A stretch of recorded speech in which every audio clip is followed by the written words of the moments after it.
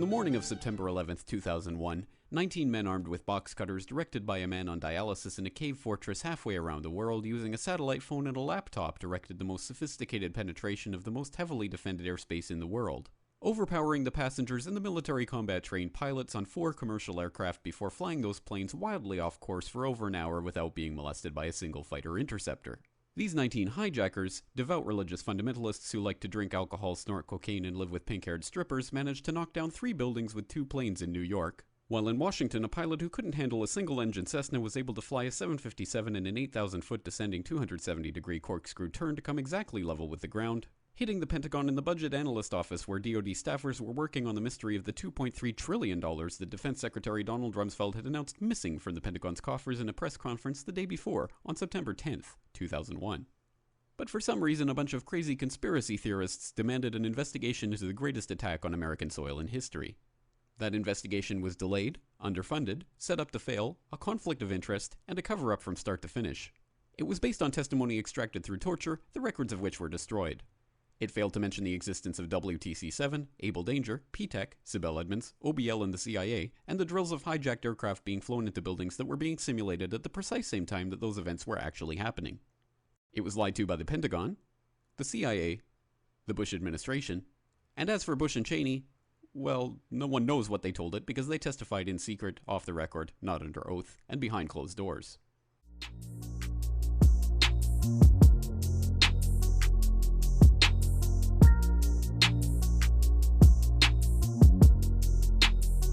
Welcome to What's Left, a weekly political discussion challenging the mainstream left. I'm Eduardo Barca, the co-host, teacher, and socialist Andy Lipson, writer and teacher Jessica, and socialist Kenny Cepeda. We're online at what'sleftpodcast.com. You can find that link to our site in the episode notes. Wherever you found this episode, you can find that link to our site in the episode notes. You can also find our personal social media handles as at Don Eduardo Barca on Instagram and just his Twitter handle as at jhomie89. Please subscribe, rate, review, turn on your notifications, and share your favorite episode wherever you found this episode. Thank you. All right. We're recording on Thursday, the 14th of September. And this week was the week of the 11th of September, which was on Monday. And so it slipped past by us. I had thought about it last week, but we should have covered it then, but we're covering it now. 9/11, and I'm glad you remembered to bring it up, Andy. And we were going to do something else, another episode that we'll do hopefully next week, which is Love Across Borders, and that will be an interesting episode with an author. So stay tuned for anyone for that about that. People should look up the book Love Across Borders, and we'll do something around that. But Andy, we're doing 9/11 this week, so can you expand why you thought we should cover this? I mean, I know why, but we all know why. Well, go ahead, Andy. I hope I definitely had the conversation with you, Eduardo, and probably didn't have as much with Jessica and Kenny, because while today we're going to discuss our thoughts about 9/11, 2001, I don't think there's going to, probably for most of our listeners, I don't think there's going to be any new information you're going to get, and that's not even the intention here. For me, anybody who's been following this show since me and Eduardo started it, know that me and Eduardo have done a bit of a dance about 9/11. Like, I kind of say, well, I think it was an inside job. And Eduardo's like, what? But we kind of agreed we're not going to talk about it because we weren't talking about it. And basically, we are finally prepared to talk about, really, this is our thoughts about 9/11. And what I am actually hoping to get into a bit more is where I was, and why was I there, and where am I now? Because to me, that's what's more interesting. I mean, well, of course, what happened on 9/11 is very important. And the more I think about it, the more I realize it reveals so much about the U.S. state. But what I hope to talk about is sort of the journey that I've taken. And I kind of want to hear from Kenny and Jessica. I don't really know. Like, Jessica, you might have been,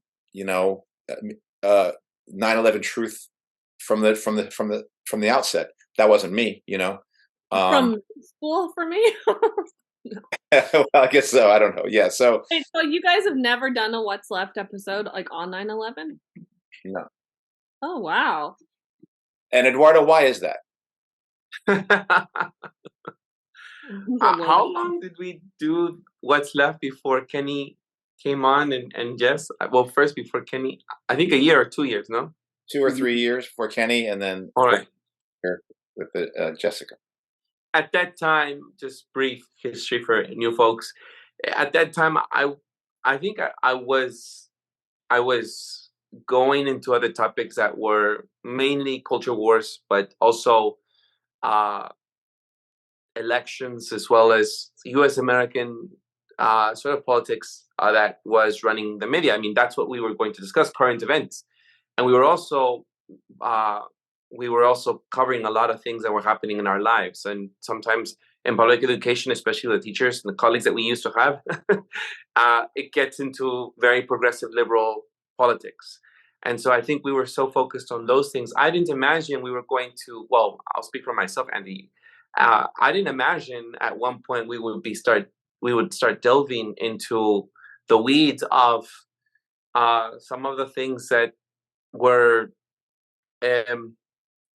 sort of, people had a what do you call it, crowd mentality about just no question, just like the whole COVID stuff, right? There's just, okay, we just accept it as it is, as it's reported, right? A consensus. And I've spoken a lot about a consensus because that's how I've shaped my framework over time. It, like, my background of my Jehovah's Witness background has really given me this fear that to discuss something that might be, what do you call it, unproven, or like to be in the realm of with people of the flat earthers or Bigfoot, and Jessica's wearing those Bigfoot earrings now, right?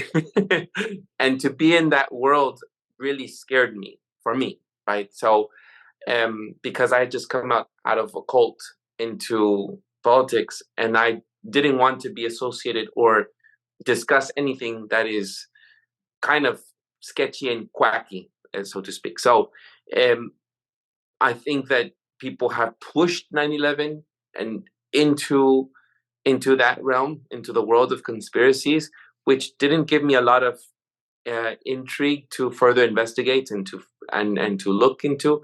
I mean, the most I did was watch. I was also very young as well, right? When 9/11 happened.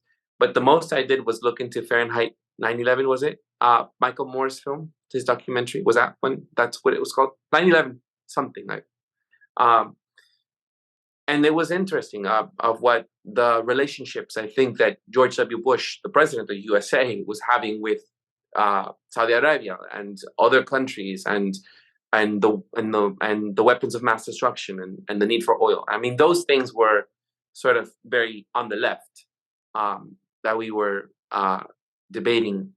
But whether some building collapsed because it didn't even touch the other two towers, or because the Pentagon had, I don't know how much $1 trillion missing, and the 10th of September, there was already an investigation going on, or whether, these hijackers were able to fly these planes far distance, and it takes a lot of skill and training, miles and miles away, towards rerouting, and assuming that they weren't even being hindered by the public inside. Like, I mean, these are things that I hadn't entertained. I don't think I did not believe in them, so to speak. I just did not entertain them. So when Andy started questioning the beginnings of our What's Left episodes, was beginning to question climate change or other things, I began getting freaked out. It's like, what's left become? And I think the most, Jeffrey Epstein was our most heated debate. And I was just like, I'm not having it. I'm not doing What's Left in this direction. This is not What's Left. We're not going to be reporting on speculations. And anyhow, we've come a long way since. And obviously, I've already talked about this. We can include the links to the episodes where I have changed my mind. And that has really to do with COVID. And that was the change for me, a personal experience that I'm not going into right now. People can look into that. But that's the reason why I think to sum it up, why we didn't delve into it. I didn't wish to entertain more further with Andy. It wasn't until Kenny came on, and then Jessica came on. Then I was bullied out of. Can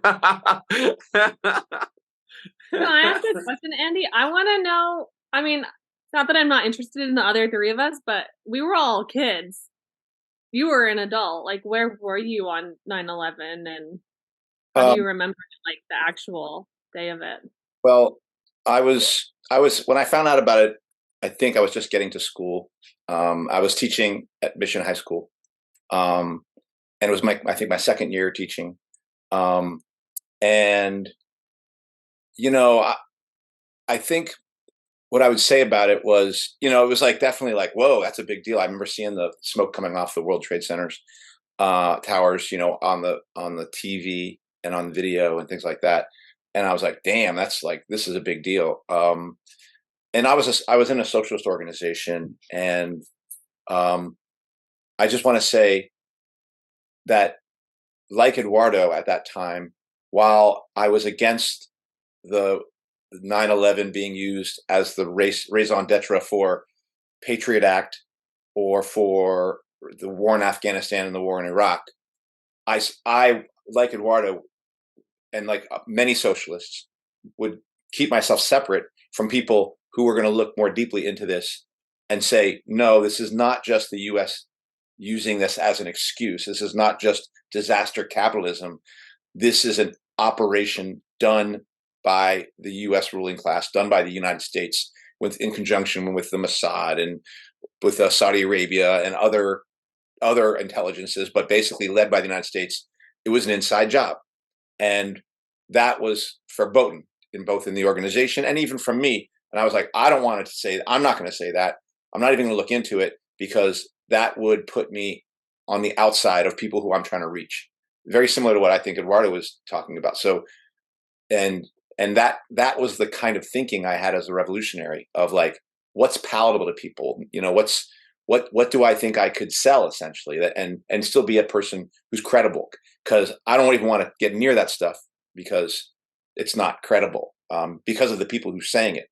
And today I feel like I owe a debt to those people, because they were willing to like look through all this stuff and continue and carry on with it, despite, you know, not just the ruling class, you know, being against them, but many of us who were opposed to the things that the U.S. did after this, who should have been in solidarity with those people and at least taken much more seriously what they're saying. I think to me, it exposes more the opportunism and the shallowness of the revolutionary left in the United States. That has taken us so long to even be willing to listen to some of these things, because they are very meaningful, actually, if they're true. And I think they are true. And I think they actually make the most sense out of what these events that have taken place, particularly now with COVID, the way this operation was done here. So that's more of a long way of saying this is where I came from. I came from being unwilling to look at conspiracy like this. Maybe I'll acknowledge, what was it, the one in Vietnam where they started it? Damn, the Gulf of Tonkin. The Gulf of Tonkin, right? You know, as a historical thing, but not willing to look and say that some giant event like this could happen in my time, or even willing to say that Pearl Harbor was an inside operation of some sort. I might have been willing to countenance that, but I'm not going to say it's happening now because somehow something's changed. I was just unwilling, and I wasn't willing to look at the truth because I felt the truth would isolate me and my politics and my organization. Yeah. And it's partly that I want to explore, because in many ways, what's left is a result of that kind of approach the left has taken, because the left has been so cowardly, so limited, so not willing to look at things. And I'm part of that left, and I was part of constructing that left. And so that's kind of what's important to me about 9/11 is it's a symbol of the left's shallowness and its cowardice. Yeah. Anyone else? I would have a question though about Jessica and Kenny about in order, and before we move into the future, like, or present, what about you? Like, how did all these events go down for you? You want to start, Jessica? Or I mean, so I was a student in your high school. I was a freshman that year. I was in math class, I remember, and Mr. Yamamoto. I don't know if you want to keep that in there. He's math class, and again, freshman year, I'm a new immigrant to the. At that time, I got here in '99, so I was 2 years into coming over to the U.S. from Guatemala, and so just for a little context, I grew up knowing the shit that the U.S. has done, like in Guatemala in particular, having some sense of it, and always trying to learn more. And I do remember 9/11. I remember being bombarded, with images, right, just running over and over of what happened, and then also televising the bombings, when they went to invade Iraq and Afghanistan, and how this was like streamed live basically on the mainstream television, because the internet wasn't as the way it is now, obviously. And for me, obviously, it was a shocking event, and I wonder what would drive people to do this. And I always look at the U.S. as a villain. I've never seen the U.S. government as a agent of good or benevolence.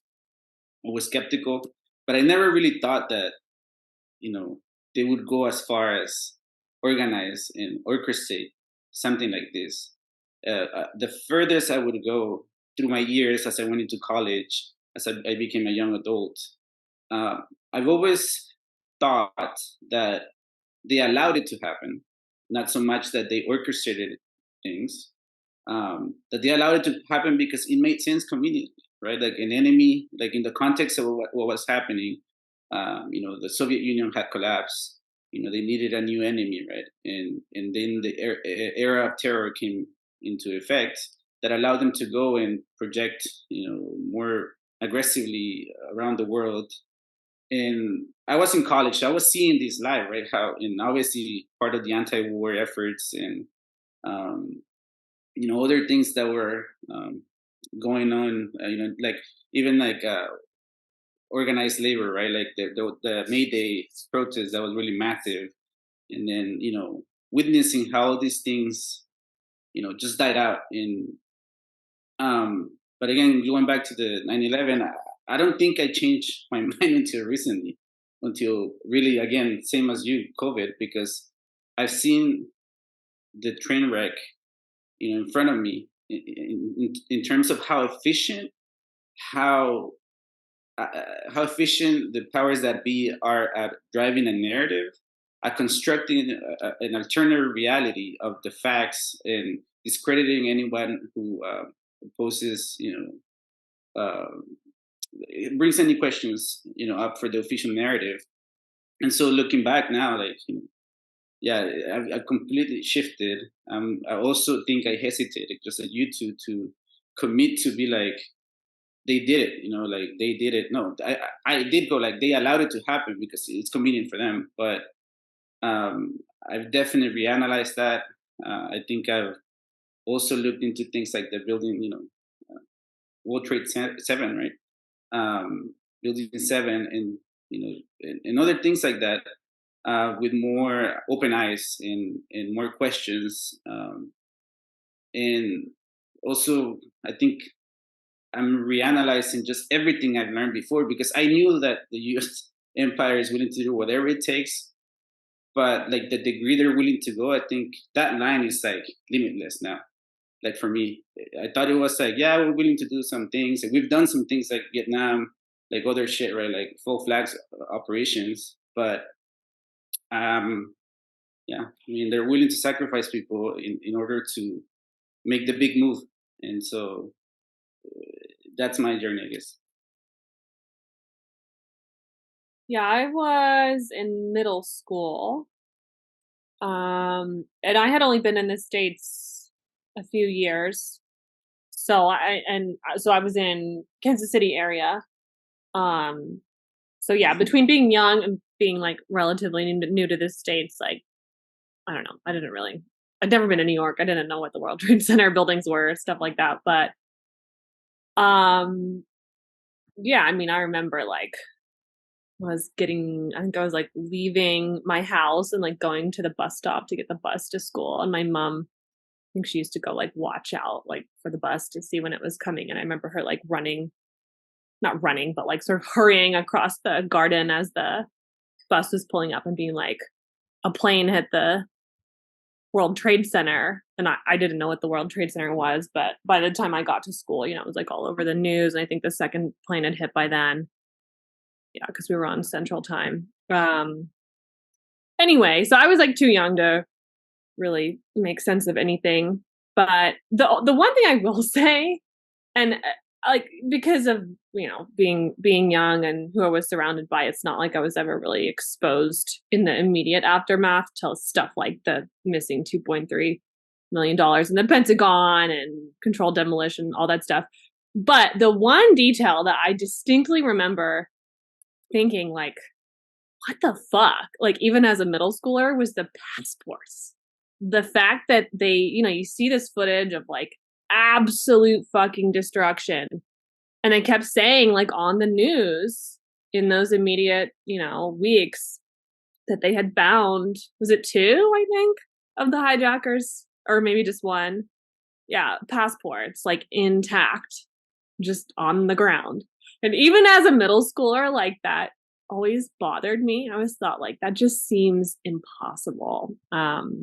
But yeah, it wasn't really until adulthood that I started to like actually question things. I mean, I was very like anti-war, like my parents were very anti-war, and I remember that being a big thing because Kansas City area, like we were kind of in a little bit of a liberal pocket, but not really. Like it was pretty, there were a lot of conservatives, and I remember like kind of debating kids at school. I mean, like, no, we shouldn't be, invading because of this. And I remember like one of my friends' moms was like all on board with the like boycotting French cheeses and stuff because freedom fries and all of that, just like insane media propaganda, which is, I mean, it is nothing compared to the past couple of years, right? In terms of like just how much the media is in our immediate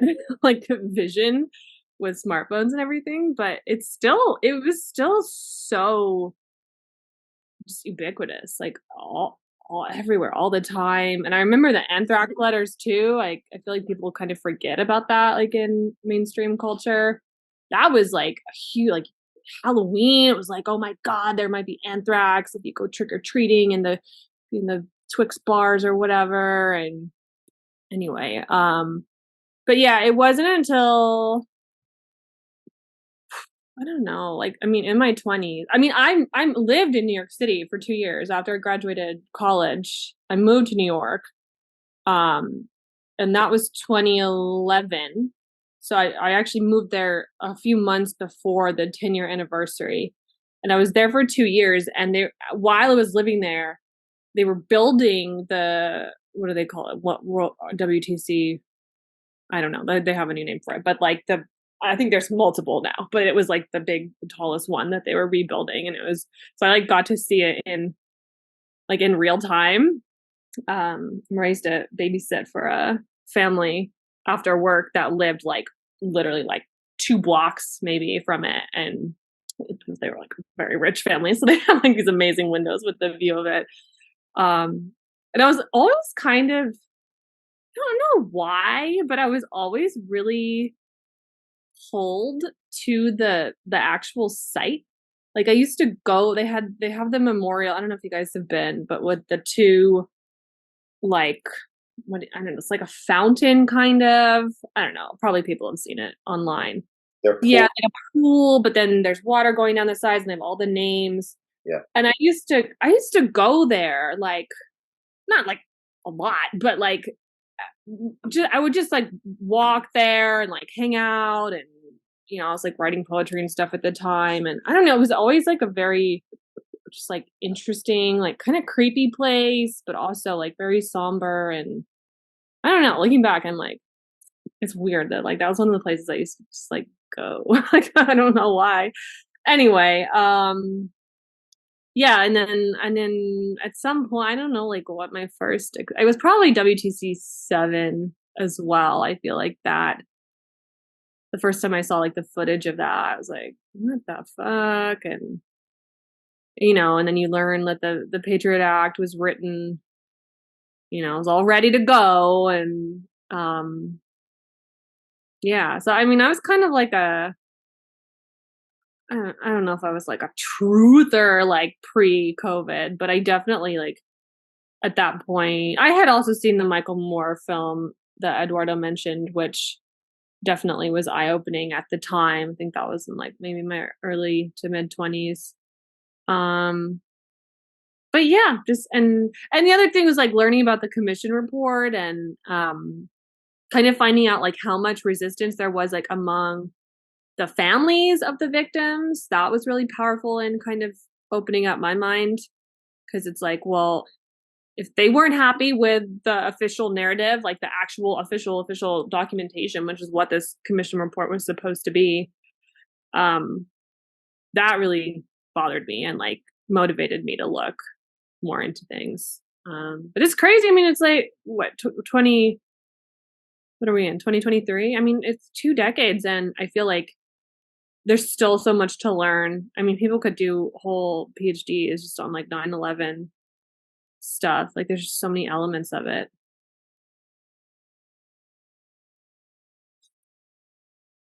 Yeah, and Eduardo, what do you think? What can you say more about what your journey? And I don't even know where you are today, because I think that Kenny, myself, and Jessica are, it was an inside job of some sort, and I don't know where you are today. And sort of, can you trace your journey some? Yeah, because like I guess we were just talking. I was just answering where was what's left. Where was I at with what's left at that time? So I was 13. I think I was 13. Yeah, and I was in middle school, and because this happened in 2001, and I graduated in 2002, and I had a flight. We were supposed to go because, as I said, I formerly was a Jehovah's Witness, and the Watchtower Tracton Society, which is the headquarters of Jehovah's Witnesses, is in Brooklyn. So we were scheduled to go on a flight that very same year, and I think in November. So it was September and then November, but we couldn't go because of flight delays, and they canceled flights. So we had to go another time. And by the time we went, I saw the aftermath, like not like the rumble out, but I saw the what do you call it? You could see from far away, like they had on the bridge, you could see like the gap in the buildings. Like everyone would always point toward the area. So I mean that's I went to New York, but it was for me, I guess it was the constant conversation that was happening at home. Is my mother kept talking about Armageddon, and she kept saying that we need to go to Mexico. It's like this country is going to be I don't know if I can say the word well, this country is going to go to war. And so she said, let's just leave, let's just go back home. We're just, because it's too dangerous to be here. San Francisco is a major city, as well as LA, as well as New York. If that can happen in New York, it can happen at the Golden Gate Bridge. It can happen anywhere. So these things can happen. So that was a consideration, that we were going to leave the country and then come back. And I ended up finishing the school year, but we were told not to go to school during that time. Yeah, everyone else was told to go back home, if I remember correctly. And no, I went to school all day. I remember like Really? some teachers like would have the footage on, and then some teachers were like, "No, we're gonna try to have class." Yeah, we didn't have any. No. I don't Really? remember. San Yeah, Francisco? we were. Yeah, in San Francisco, we had because it was school year. I remember. Yeah, go ahead, Ken. Yeah, we were sent home. Like, Yeah, there was like because it happened early in the morning. Like, yeah. they deliberated, I guess, and Yeah, because you guys would have been 3 hours earlier and 2 hours earlier than me. Like we were already at, like I was going to school, but I think some people were already there, so it was like too late to. That's interesting. I didn't know that. Yeah. Like obviously in New York area, people, people were sent home, but that's interesting. we were sent home to watch the images over and over and over. And Oh my goodness, yes. And then I think it happened on a Tuesday, so then we still had the 12 o'clock alarm that went off in San Francisco, which freaked everyone out. Right. The idea was that the enemy could strike, some major city now, like as if we were all under threat, So that was what alarm? Is there like an earthquake or? I don't know if it continues. Andy, you're not here. I'm the only one who's still here. I don't hear it anymore. At 12 o'clock on Tuesdays, there's supposed to be an alarm that goes off as an air raid siren that goes off at noon. Yeah. I guess we had tornado sirens once a month in Kansas, but I didn't know San Francisco had that. You get text messages now. Oh, right. Yeah, well. Except in Maui when they actually needed us alert. Okay, sorry. Go ahead. Yeah. So anyhow, I think that was the first thing I remember if we're tracing back. But my shaping of, or the way I thought about 9/11 obviously is shaped by the way you are the product of your environment. And San Francisco is a very liberal city. So the I remember teachers were talking about being anti-war. And I remember around that time, I think Gavin Newsom was running up against as well Matt Gonzalez, who lives here in San Francisco. And there was this election for the mayor, I think it was. And there was also, prior to that, there was the whole Bush and Nather and the other climate change or global warming. Al Gore, thank you for reminding me. And so I remember the year before, teachers were talking about voting green and voting for Ralph Nader, and then discussing how Bush stole the election and everything. That was, and then now 9/11, and it's like, and all of this is what has led me to listen to Democracy Now! Because Ralph Nader, I heard about Ralph Nader a lot in middle school. And then I started hearing Ralph Nader always say, listen to Democracy Now!, listen to alternative news, da, da, da, da, da, da, da. And then I started being really involved into listening and staying in tune around leftist politics and Michael Moore's documentary, and listening to other leftists that were criticizing George W. Bush in the similar manner of how they criticized Trump. It was very similar. That's how I remember it. 2003 happens, and I walked out with anti-war teachers and students. I left John O'Connell High School, and we walked out, and we filled downtown. But I don't want to go far too much, because I think I've mentioned bits and pieces of this on other times. What I think for me, what most struck me was how the lie of this weapons of mass destruction was the reasons why we were everyone in the country, everyone was told we have to go to Iraq because of the weapons of mass destruction, even though George W. Bush had secretly let people from Afghanistan and from Saudi Arabia go home and everything. And that's who were supposedly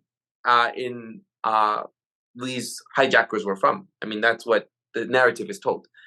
But here we were going to Iraq. So it was conflicting. And then there was everything about an oil war. And I remember bikers carrying signs where bikes against oil wars and stuff like this. So anyhow, this is the beginnings of questioning the mainstream narrative, where I thought I was really informed, and now I'm feel stupefied by some of the things that I have watched and seen and read.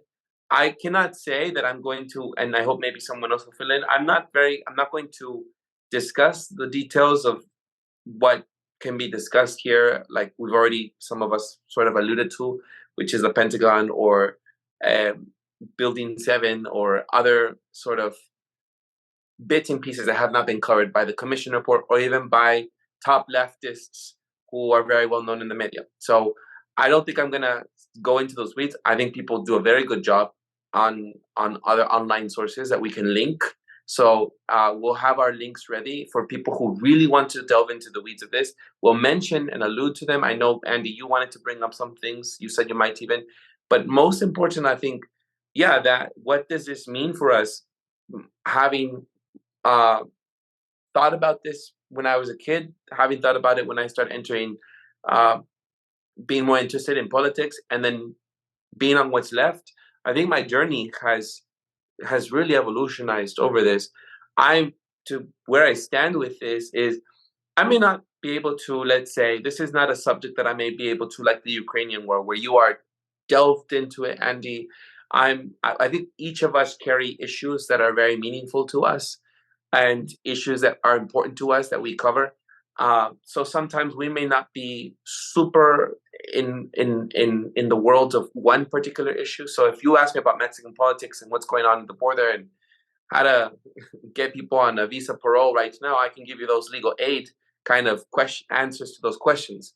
But as far as what flight number went into the Pentagon and how many people were there, and I'm not sure if I'm going to give those details myself today.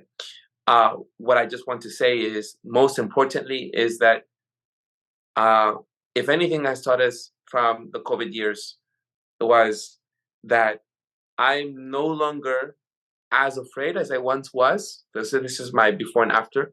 I'm no longer afraid as I once was to be pushed and grouped into, oh, you're some loony, quacky conspiracist, because I think that if we just look at history, that's what people do, and they push you and they isolate you and ostracize you in order for things not to be investigated. And I've gone into my Jehovah's Witness story, and people can also look at that link. I'll look at this whole edit, Andy, and I'll remember to include this episode. I don't expect you to remember everything, Andy. Back to this. And as I said, I've lived a long time in the shadows as a Jehovah's Witness, and we are prohibited as a Jehovah's Witness to read, to find out things, to delve into things. And that was the life I led. It was just to read certain things, which was Bible and Jehovah's Witness literature. And that's not what science is supposed to be about, or even our curious mind should be like. You know, we should always figure stuff out, even if it sounds kind of out there. So that's where I'm at. I'm no longer afraid. I mean, I get sometimes a little discouraged or feel nervous or anxious to discuss something I might not be fully prepared to discuss with another person. But I'm not. You're not going to see me try to push away people who have long been considered quacky. For example, just the government and everyone now is like okay with UFOs. But for the longest time, there have been people who have long said that there have been mysterious things. And now KPFA and Democracy Now! And all leftist mainstream media and even conservative media are covering these UFO situations and what we now accept, right? Or even the Kennedy files, for example. So another conspiracy. So I think that the thing is not to be so close, but to be open-minded. But that's my journey. That's my personal journey. I think we should move forward with things that we'd like to share. Yeah, and here's what I was thinking we'd go next. Since we'll talk a little bit about 9/11, I'd be curious. This could be true for you, Eduardo, but I'd be definitely curious from Jessica and Kenny. Just maybe some of the top 3 items that you would be like. And Jessica, you kind of alluded to it. Building 7, finding like maybe top 3 items of things that were like. These are the kinds of things that are like kind of convinced me that the U.S. took down their own buildings and killed their own population in order to, you know, to pursue a war abroad and obviously pursue a war at home.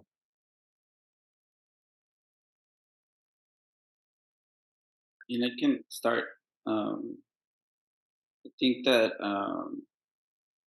obviously it's taken time for me to to come up with these things, and so one of the things that to me, I think I mentioned in the first part that the U.S. needed an excuse. Didn't have a super foreign enemy at the time. Soviet Union collapsed in the mid '90s, and and then I remember looking back and becoming a young adult, not understanding the goddamn connection between Iraq and Afghanistan, being so confused the whole time, and eventually with the years realizing there is no fucking link, there is no fucking reason, to be in these countries, and in fact, the supposed hijackers, right? Like they have more connection to Saudi Arabia. And so why are we not invading Saudi Arabia if we're looking for someone to pay the price of this act, right? And then recently, right, like in the Gray Zone, they reported that 2 of the hijackers actually were recruits of the CIA, and they had links to a Saudi CIA, operation, and so that to me is one, the reasons, the justification that it gave the U.S. to just project itself abroad, in an imperial way. The other thing, Building 7, right? Like the World Trade Center 7.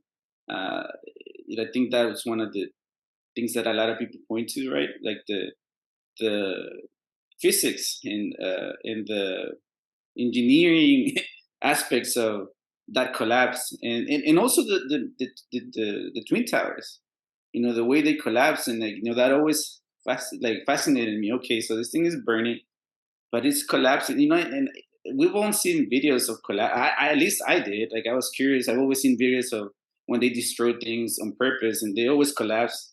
They try to collapse them nicely and straight down, right? So because they don't want to create damage around. And these buildings got direct hits, and it took a long time for them to fall. And then when they fell, they looked like explosions to me. Especially at the top.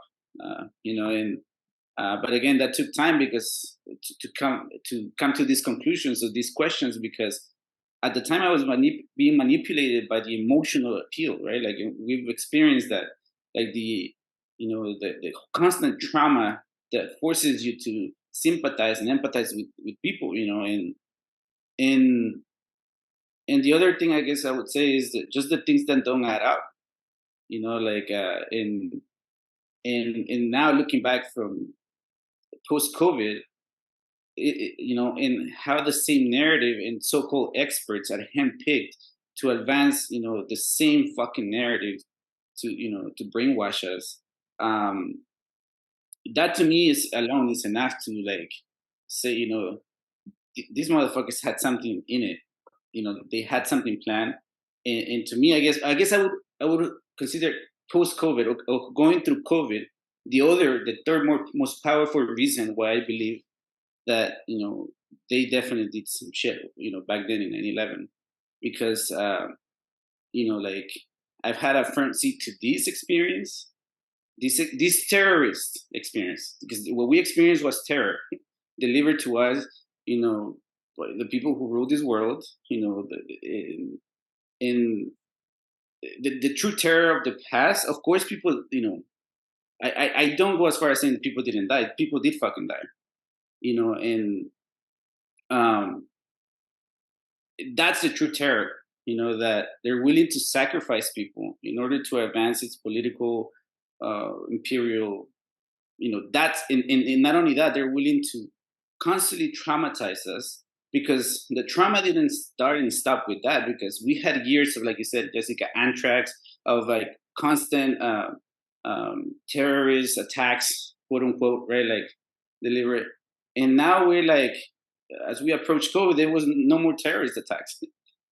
Suddenly, in the last whatever, there's no more terrorism, that kind. Now we're facing a biological terrorism, and just being, I guess, somewhat of a student of history, like the U.S. needs to create an enemy every 10, 20 years, because things do fade out of the memory, and they have to keep pushing an agenda.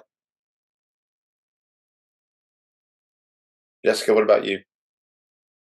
Yeah, first of all, sorry, I wasn't plugging my ears at you, Kenny. Our smoke alarm went off. Yeah, sorry, a little bit of commotion over here, and now Jasmine's all freaked out. But yeah, I mean, I think in terms of like, there's certain things at the time or closer to the time that kind of like piqued my interest, and I kind of named a couple of those. But then I think there's like once you're open-minded enough to start looking at this stuff, then there's sort of bigger things that start to make more sense.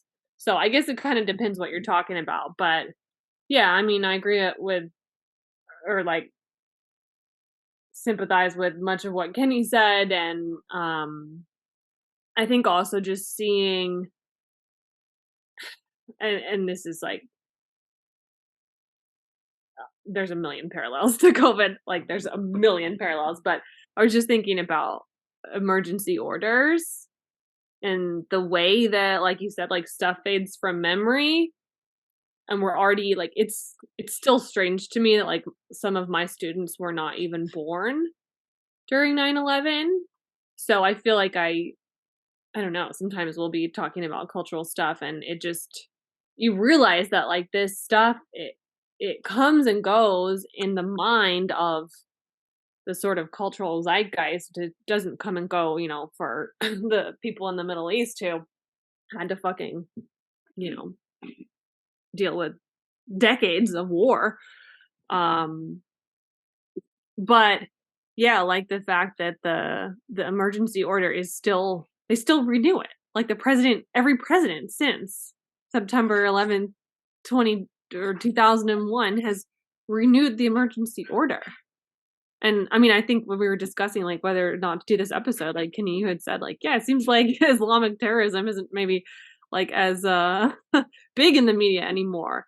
And yet we still have the emergency powers. I don't know how many. There's dozens of emergency orders that just since, basically like mid 21st century, I just get renewed and renewed and renewed and renewed.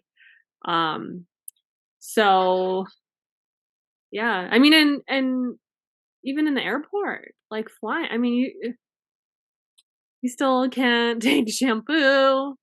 It has stopped, there's evidence that it has stopped zero terrorists, all of these like super invasive TSA measures. And, you basically have to get a fucking like pap smear from the TSA or go into the radiation machine still.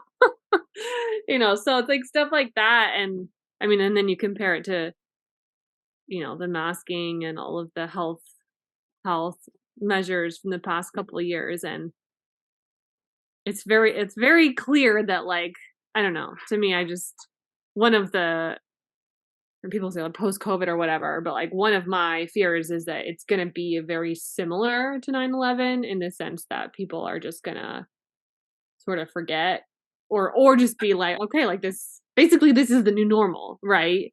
That like, we just at a certain point accepted that we're going to have to take our shoes off, can't pack liquids, and we have to have a vagina massage every time we fly. And that's just indefinitely the case. And it sucks, but that's just how it is. And there's so many other examples of that, but I think 9/11 was just such a, like intense one for those of us that were alive.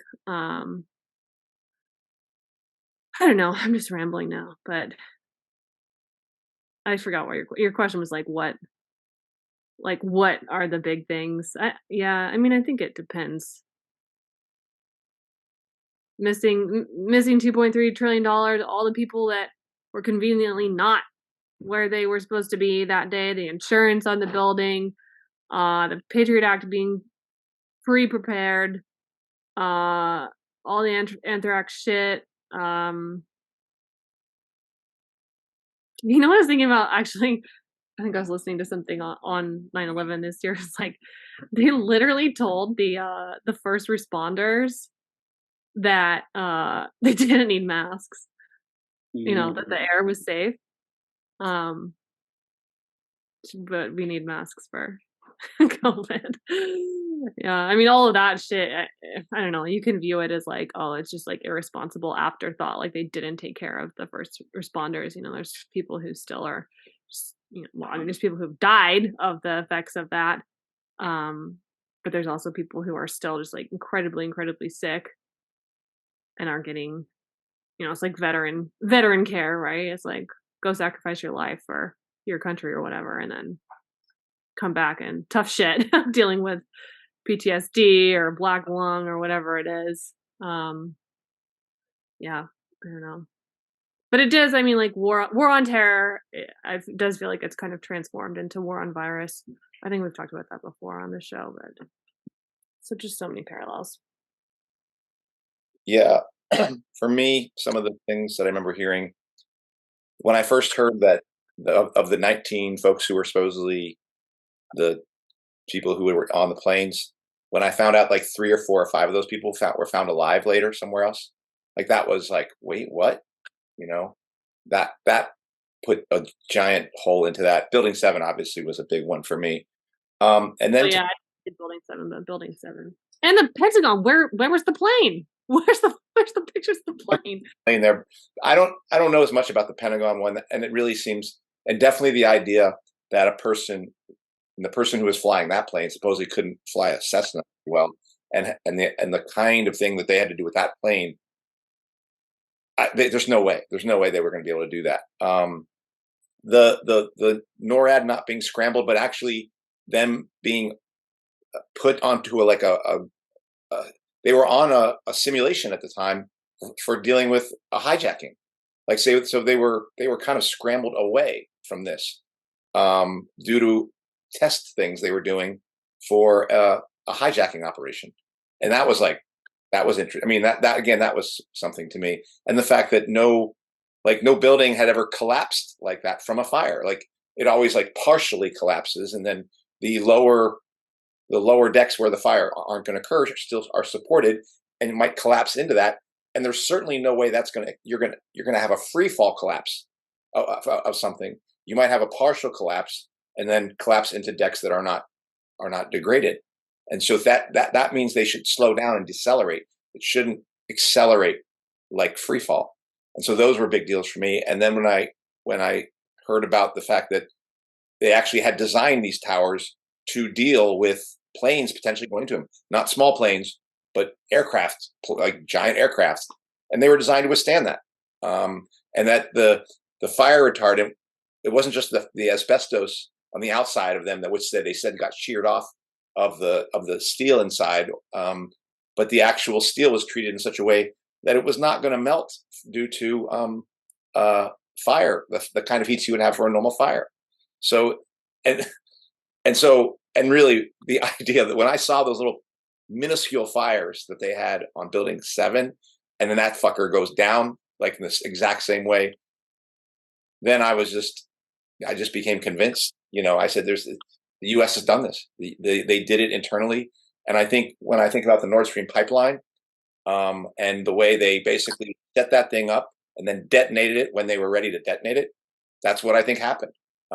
And they set it up and they detonated when they want to detonate it. And that's why they, like, this whole thing about first responders, they murdered those people. They knew they were in there. They knew firemen were in there. They knew cops were in there. They're going to and they were going to use them as sacrificial lambs for their war. And that was the other thing I was going to say. And then they had a document for the New American Century, which said, we are going to need a tragedy on the level of a Pearl Harbor to push the people in the United States to do the kinds of things we're going to need to do to keep the U.S. empire going and to make sure that, we are number one.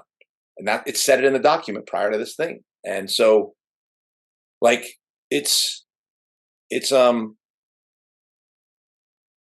I just find it, well, those were the things, but I guess I'm segueing a little bit to, I've said before that the biggest enemy of the U.S. worker is the U.S. ruling class. And that is the implication of this event. is that because everyone who believes and understands that the United States was behind this operation and the US government did this, and it's the same people who are now being resurrected, what's his name, fucking Cheney and Bush and Rumsfeld in some ways, all of these people are being resurrected as anti-Trump, right? And so these are all people who plotted to murder people in this country in order to murder more people abroad, and get people in this country to sign on for that murder, sacrifice their own lives doing it potentially, and then sign up for all sorts of terror internally. And like they literally terrorized the entire United States in order to do this.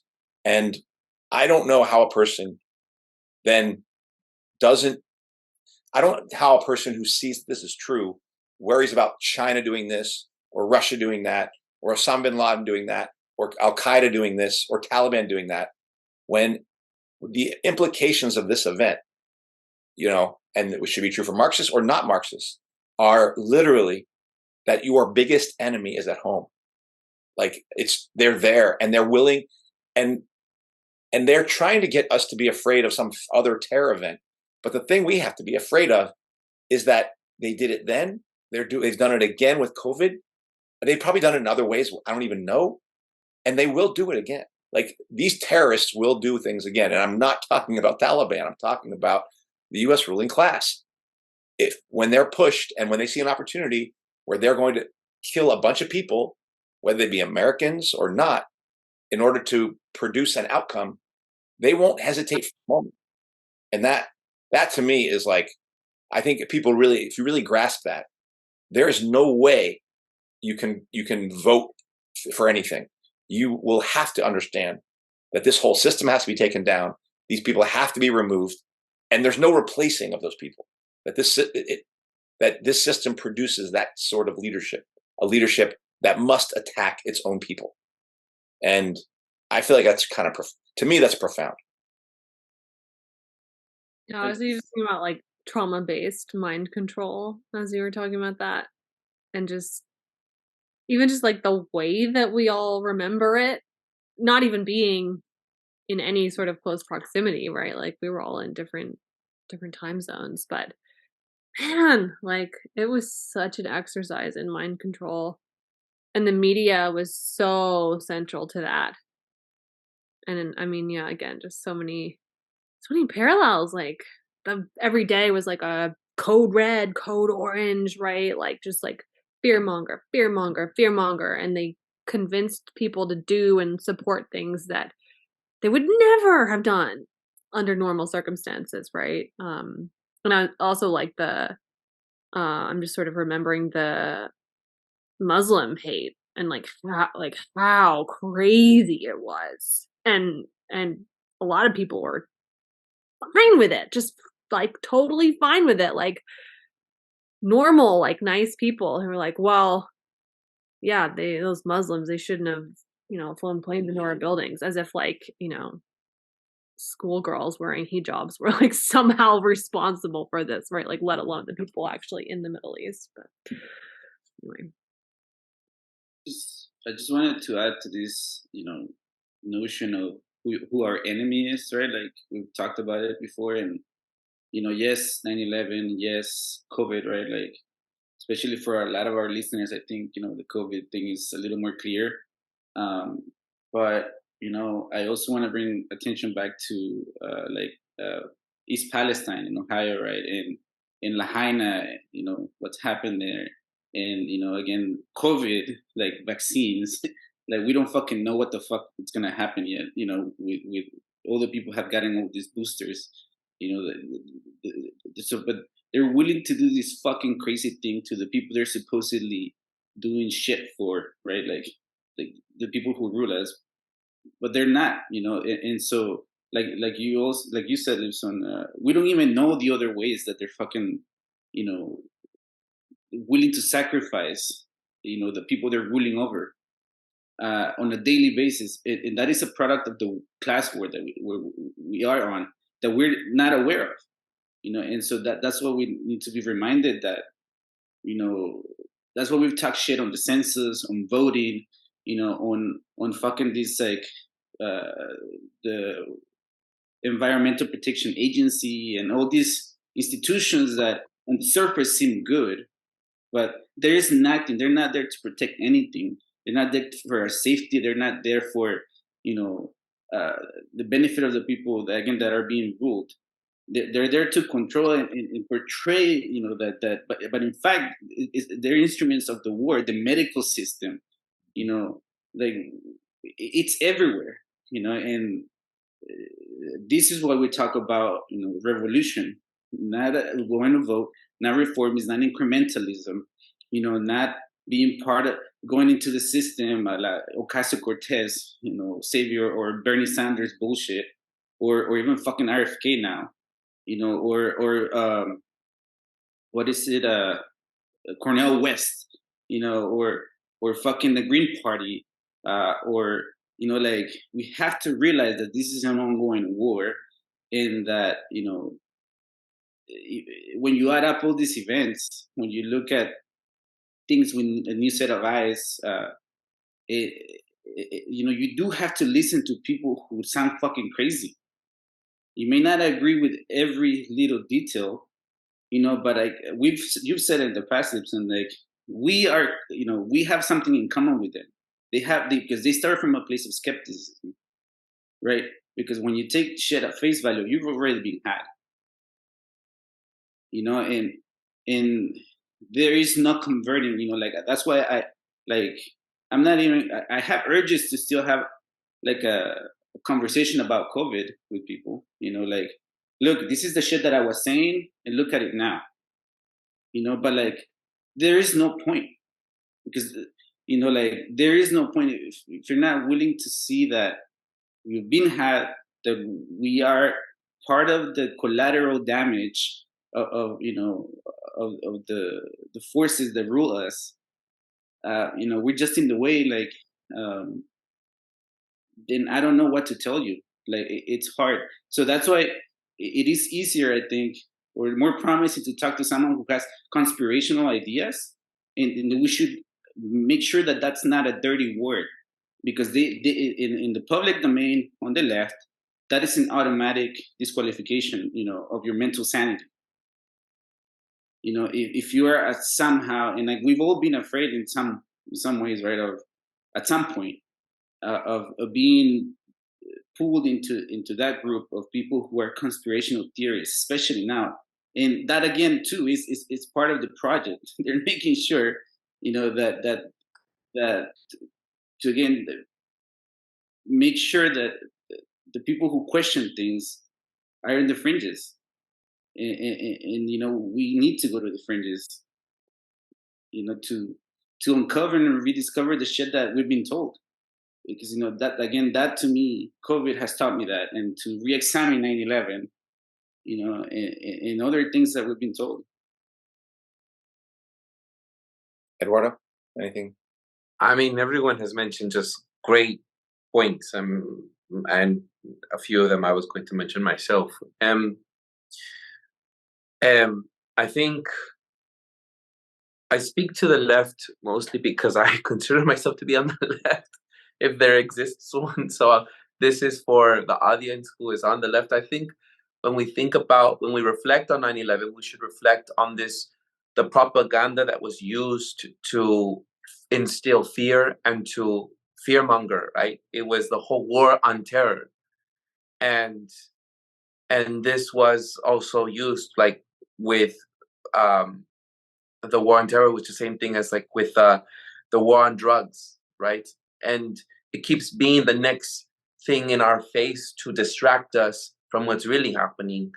And it was, if anyone, like how can anyone not see this as well with like COVID? Any sort of crisis is being hijacked, so to speak, no pun intended, but to sort of overtake, and to an opportunity arises. It's like we're seeing in Hawaii right now, where there is we'll just have to wait, but there's going to be a lot of land that's going to be taken away from working class people right there. And what we're seeing and what we've seen during COVID, which is people abusing emergency powers.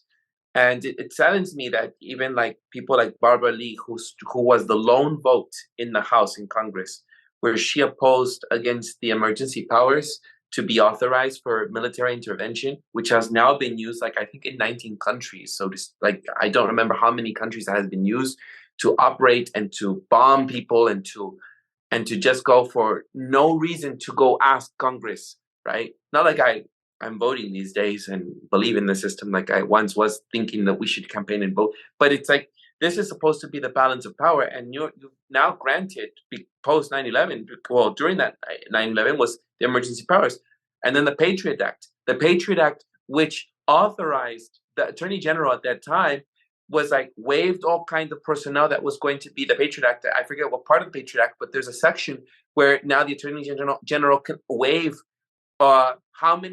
what's the cap number of people that could be hired at the border. And that's when the border started getting militarized, because lone wolves might just bomb us, or the domestic terrorism, which people are running, families are running, and trying to get over and to be reunited with their families, or seeking economic opportunities because of the system that we live in, and all kinds of crises are happening. It's not lone wolves at the border. I've been at the border. And what has this done, the consequence, we've discussed Alison McDowell's work, the Fourth Industrial Revolution, and, the geofencing that has really been exasperated, been like further developed because of the Patriot Act by the National Institute of Standards and Technology. They ordered to develop the technology standard to verify the identity of persons applying for U.S. American visas. And what did this do? This created a cross-agency, the cross-platform electronic system used for conducting background checks, confirming identities, and ensuring that people have not received visas under different names. That was what was being told. But the electronic system was now being standardized so that you can now get IDs. And now that has led to so many other things, opened up all kinds of things. Now that we have facial recognition, first it was your fingertips, now it's facial recognition. And the development of this technology is thanks to all of that with the 9/11. So I know we've mentioned a few conspiracies, but to me, this is the most important. To me, this is the most important developments that I have come to understand. And no one is talking about that. Everyone is focusing on, how we need to, the 9/11 victims, which, my goodness, just, yes, the families that have suffered, and of course the people who have lost loved ones because of this shouldn't be overlooked. But I think it's the angle that we look at this, as we're doing in this episode, that we should be considering. And I'm also just as dismayed by the many people who have been affected and lost because of the militarization of that border. The other thing I think for me is the censorship. You weren't allowed to talk about any other, like you were considered unpatriotic if you were discussing something against the war. And I think the left has forgotten that, right? When you would discuss this in mainstream media, you were considered, oh wait, hold on, we're not going to be discussing things against what our country needs to do, which is to do whatever the fuck we're doing over there in the Middle East, which has ruined lives and has created this ripple effect it went from Iraq and then Afghanistan, and then it went to Syria with Obama. I think people forget that.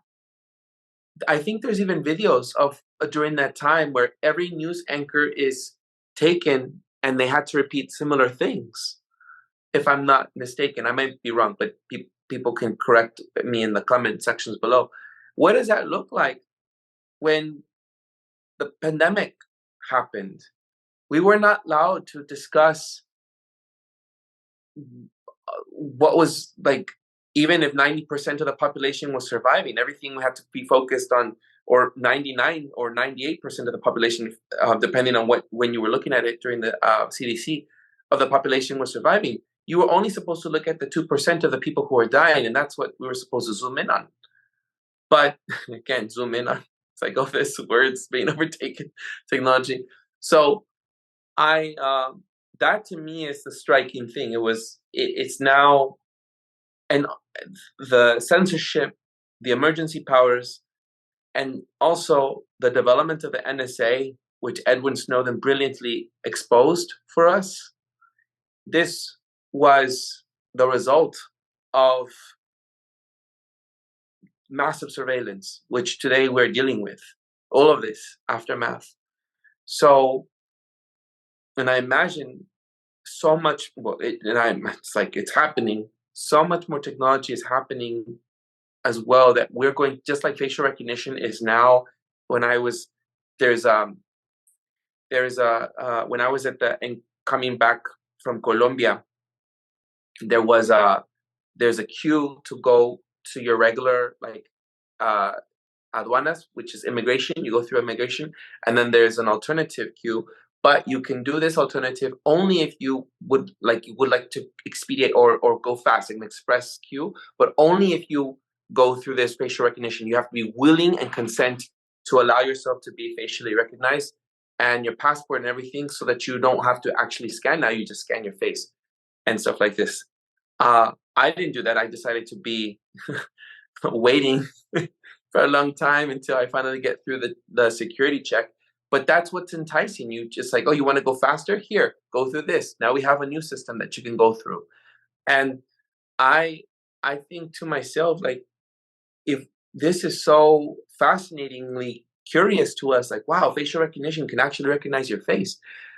Well, how much technology we don't or not privy to right now, because of COVID, that's going to be upon us in 10 years? Like, we don't know what has been developed in all these years. I mean, we're getting a glimpse of it because we're seeing stuff that's being, AI is being just like loved and embraced by everyone, right? So I think those things are, for me, the top three. It's like the censorship. You weren't allowed to speak unpatriotically.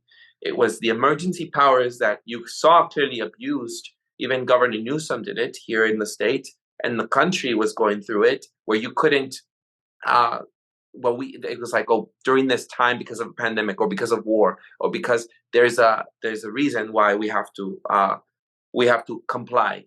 And then 3, it's like the massive surveillance at the border and on us.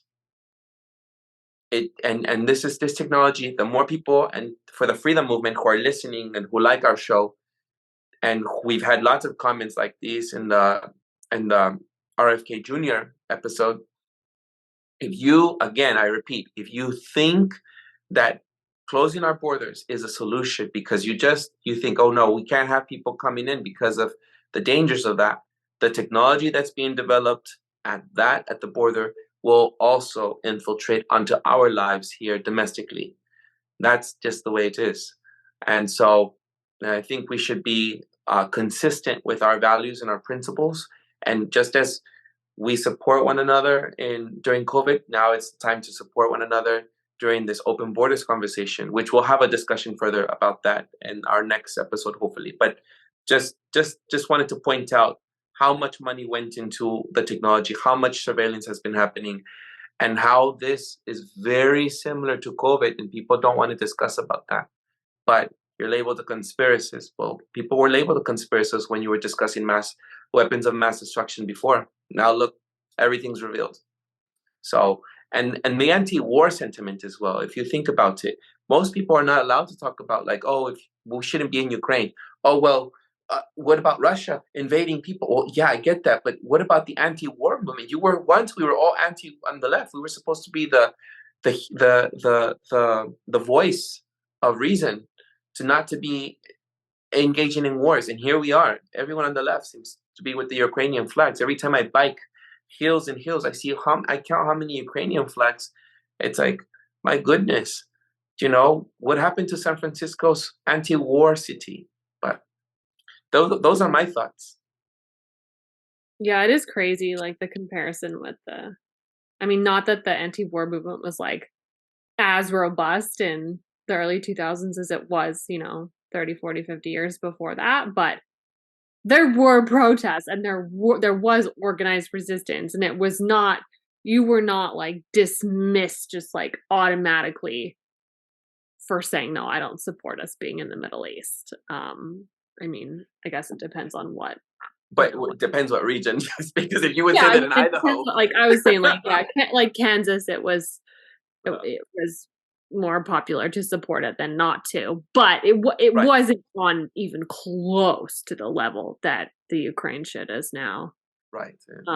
Yeah. Little bit of a tangent, but just because earlier you were talking about the families and stuff briefly, Eduardo. This is something I learned only this week.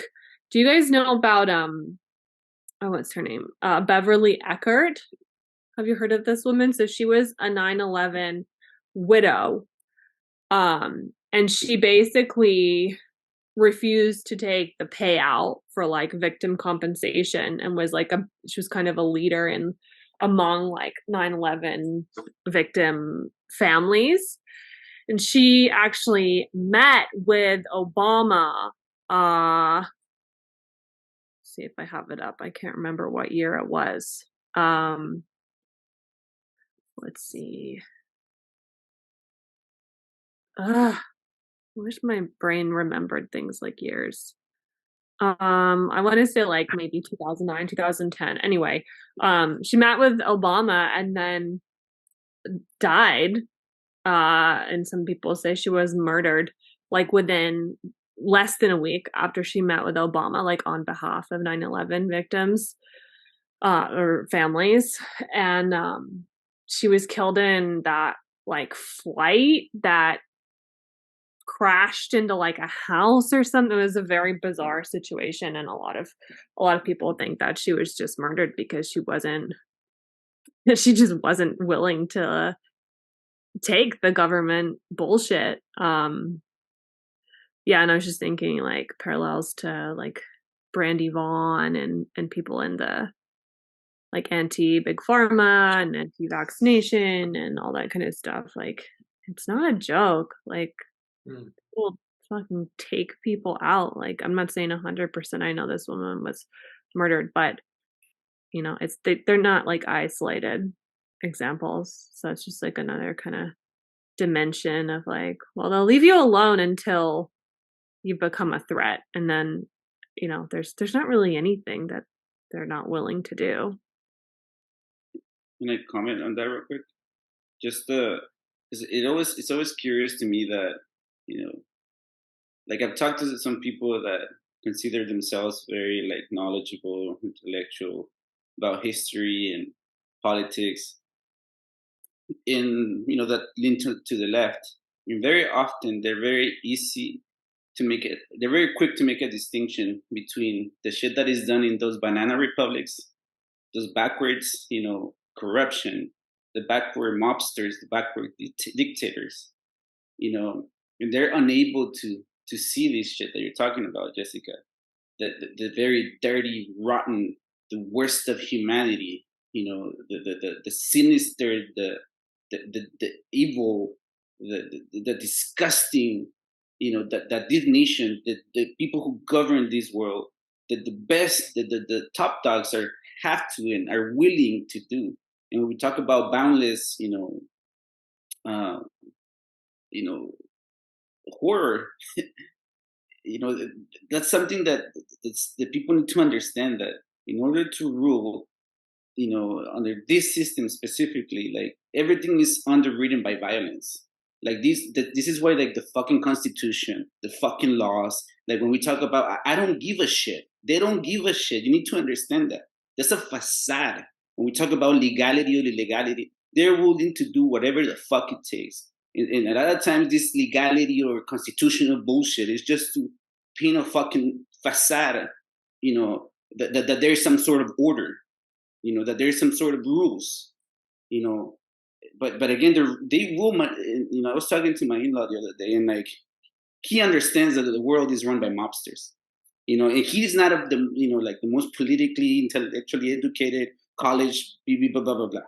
but he understands fundamentally that the world is run by mobsters. And I remember telling him that the difference that I see is that a lot of times in this country, they just make it seem legal. You know, they just make it that same shit and then times 1,000 that is done in banana republics that actually they're orchestrating most of the time. It's just painted a facade of legality and civilization. But all this sinister shit is happening every fucking day. You know, people forget the FISA courts, right? Like the foreign intelligence service, whatever, and where they were condoning people to indeterminate, they were pulling people around the world, taking them to Guantanamo, black sites, and painting some sort of idea of legality. They were justifying, kidnapping, torturing, and in the name of whatever the fuck they wanted. And so, again, just wanted to highlight that, whether you're leftist or right, like understand that the rules, the Constitution, they don't give a fuck. They don't care about this shit. Yeah, I mean, leftist favorite president, Barack Obama, right? We tortured some folks. Yeah. He bombed, U.S. citizens abroad. Mm-hmm. Yeah. And one thing another number that came to mind for me, because Washington Post basically said that the post 9/11 wars were estimated to kill about 4.5 million people. And that number, I was thinking, it's a huge number. It's like, and I thought about that 6 million number that's often thrown out in relationship to what happened in World War II and Germany and its final solution. I believe that 6 million Jews were killed.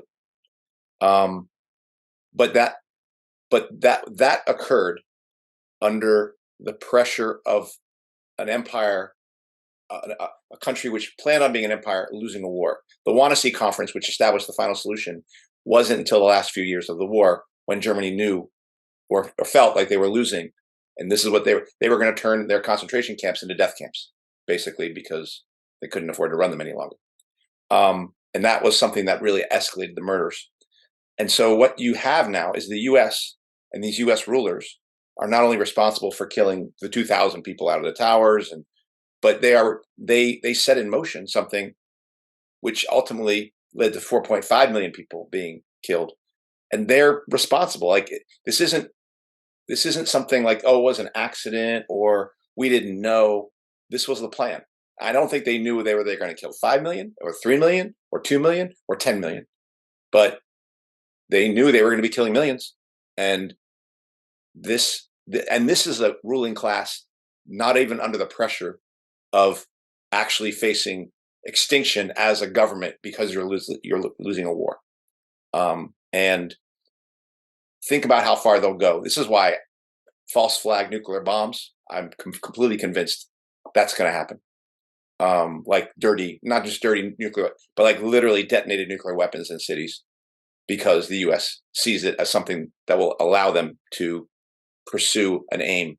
Like, I have no doubt that these people, under more desperate circumstances than what they say they thought they were facing back in 2001 when they did this, because they must have thought their situation was at least a little bit on the back foot in order to try to press forward here with this act.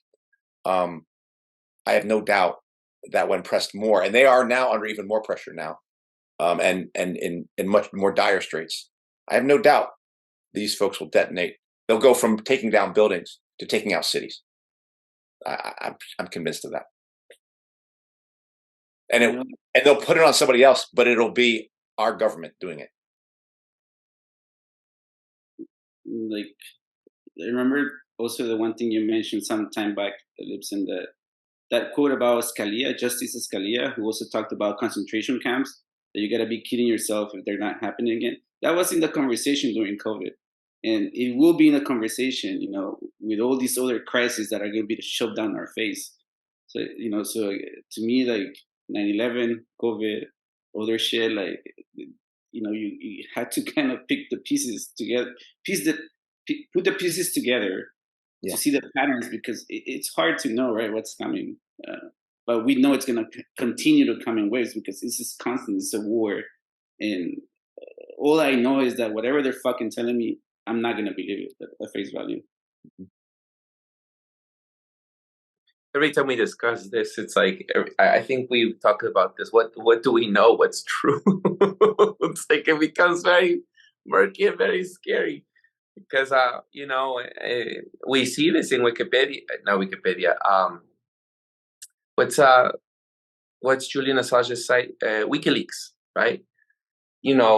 How much has been uncovered through these leaks that I'm just bringing it back home for not bringing it back. I'm trying to, when I hear someone says something like that, like what you're talking about, I think, how do you justify that?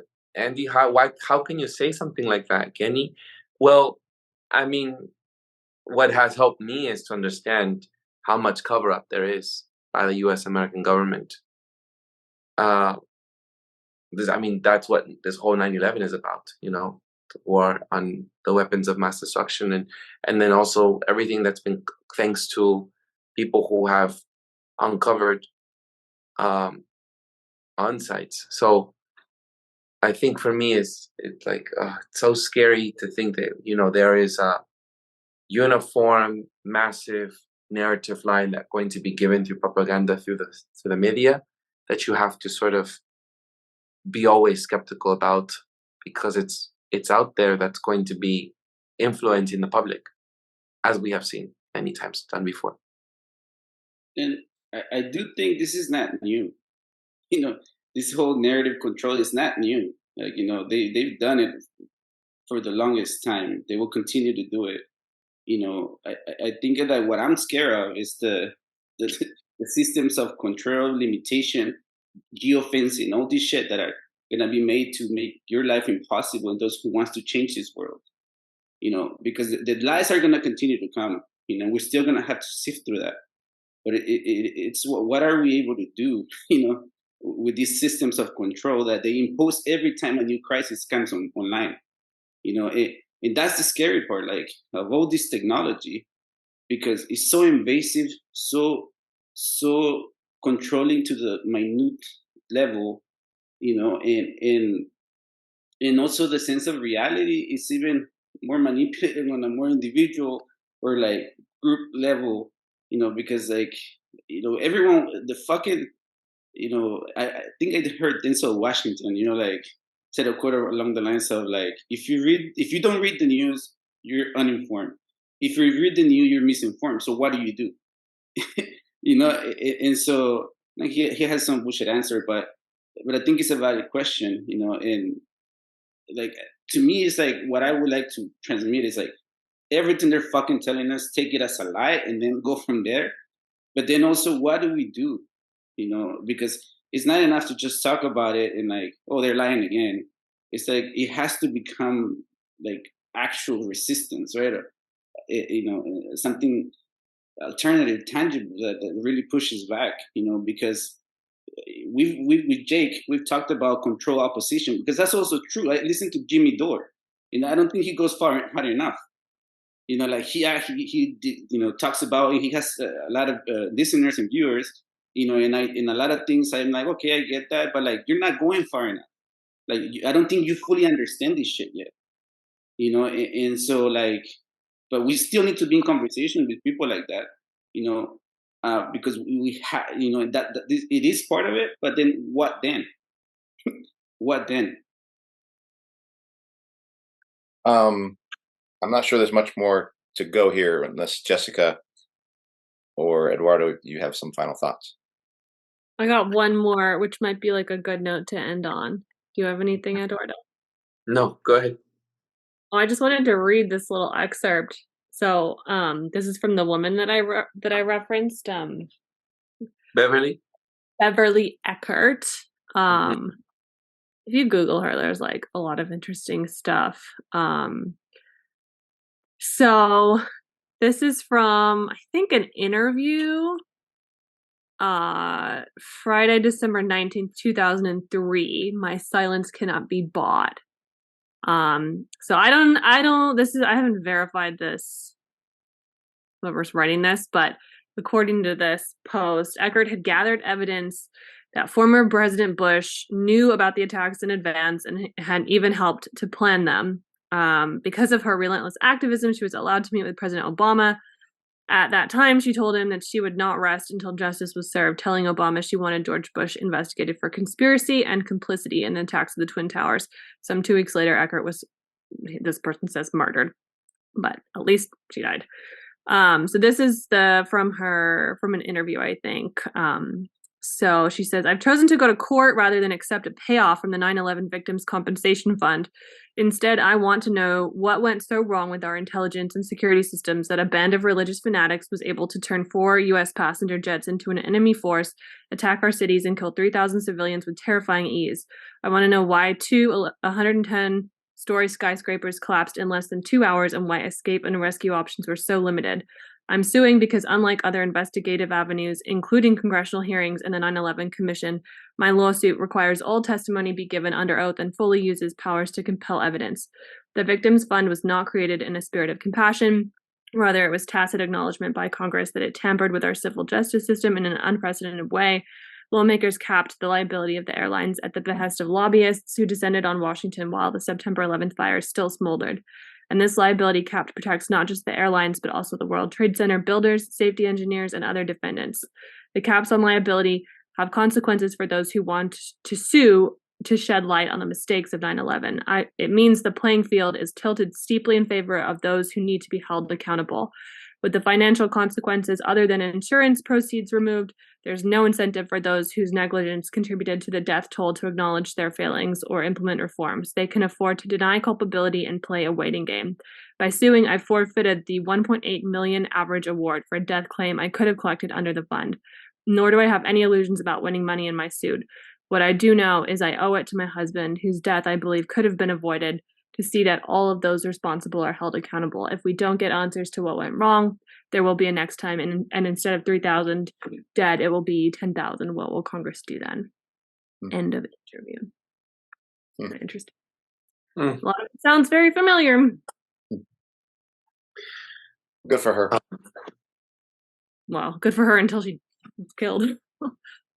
I would just say taking a stand, though. I mean, that's brave, so. Yeah. I appreciate you having shared that with us, Jess.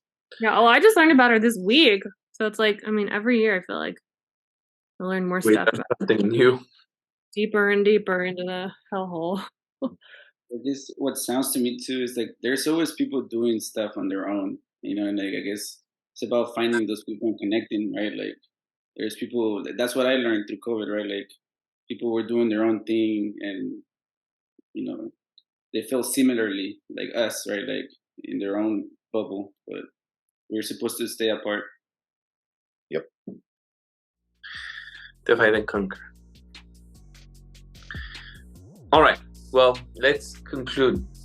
And I think we could go on and on. But happy fall, everybody. Oh my God. Let's do this. All right. Well, that does it for this week's episode. What's Left is a weekly political podcast / channel challenging the mainstream left. We post information about our topics and our guests on the episode notes where we found this episode or on our blog at what'sleftpodcast.com. You can find past episodes to the podcast / channel there and connect with us. I remind folks, if you like anything you have heard here, please subscribe, rate, review, turn on your notifications to any of our platforms. You can find us on Spotify, iTunes Podcast, Stitcher, Google Play, Bitchute, Odysee, YouTube, Rumble, or Telegram. You can find our blog and any of those links in the episode notes where we found this episode. If you'd like to give us feedback about something you've heard or suggest something for us to cover, contact us through our blog. Yeah, that's like, I forget that British person who is not coming on. Thank you, Andy, for doing your diligence. Ren, is it? Yeah? He's Welsh. Yeah, Welsh. Yes. I don't think for people watching this, they know the inside of this outro. All right, I'm Eduardo Varca, co-host, teacher, co-host Jessica and Kenny Cepeda and Andy Lipson. Thank you all very much. You can find us on social media handles as @Don Eduardo Varca and Jessica's Twitter handle as @JHomie89. Thank you for listening, everyone. Ciao. We'll see you all next week.